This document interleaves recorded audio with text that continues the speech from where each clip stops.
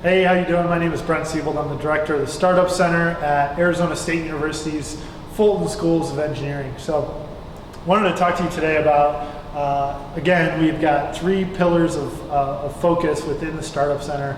The first and probably most important being the courses that we offer to our students who are enrolled at ASU to get involved and to learn the basic principles of what it means to be a startup, to do an adventure, to create something that impacts people's lives. So beyond that, we do offer funding and support in a dedicated workspace to some of the teams that are ultra committed to moving their project forward. And then also for all students who are at varying stages of innovation, we offer a ton of experiences outside the classroom that we invite you to come in. But for today, I wanted to give you a deeper dive into one of our courses. It's called Entrepreneurship and Value Creation, or Technology Entrepreneurship at the graduate level.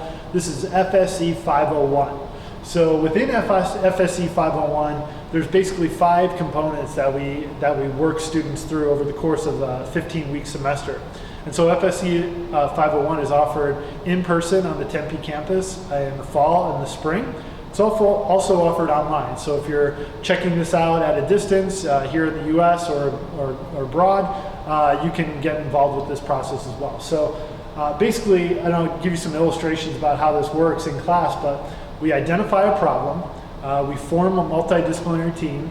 At the graduate level, it's really hard to get other disciplines such as business and design involved, so multidisciplinary oftentimes kind of gets stuck on an electrical engineer with a computer scientist with a mechanical engineer.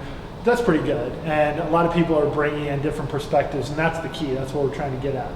So once you form a team, then you start hypothesizing solutions.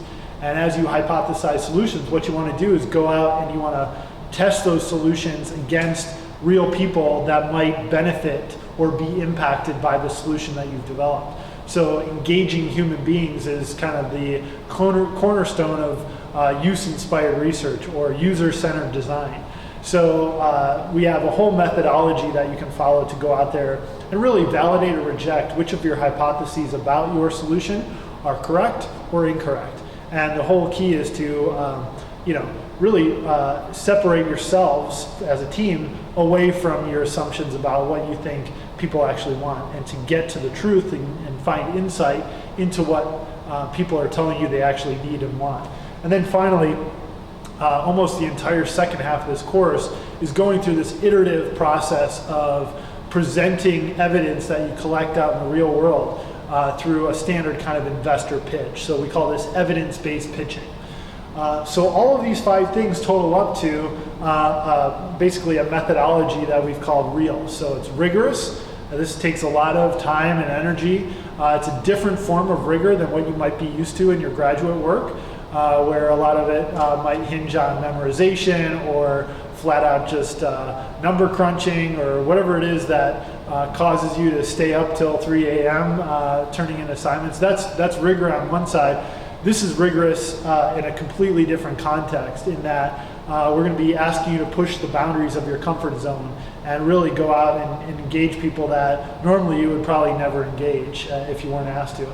Second piece, evidence-based, is a testament to this is not about presenting something that could be in a perfect world. This is about show me the evidence to support that what you're telling me is actually what you think is useful is indeed useful. So it's all about evidence. It's never about guesses and hyperbole and all this other stuff that doesn't matter in the real world. Next, action-oriented. So we're always going to push you to put something out there that you can use as a tool to collect good insight. So these are like really low-fidelity prototypes that you can use as a shortcut to learning. And then finally, it's all about gaining insight. So that L is learning. That's the #1 metric in the world of doing any kind of intrapreneurship, entrepreneurship, new venture creation.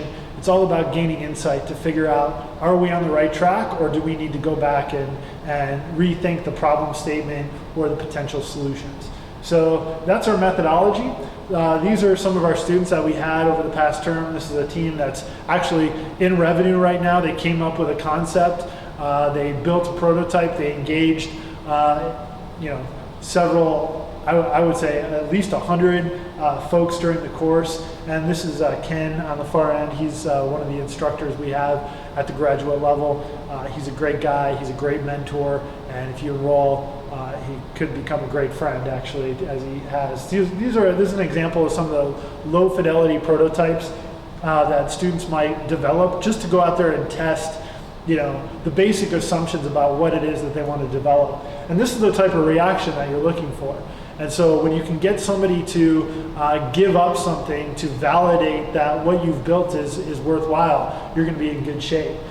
Equally as important is to have people tell you, wow, that's not what I want. Actually, this is what I want. If you can build this for me, I'll be the first one to line up outside the door and get that from you. So there's another example of some of our teams. So this is a cool class in that you'll get a grade, of course, but additionally, you'll have a lot of opportunity to practice, putting your best foot forward and being recognized for hard work in a very public way rather than a kind of a grade book way. And I just want to give you one other carrot at the end of the stick, which is cold hard cash.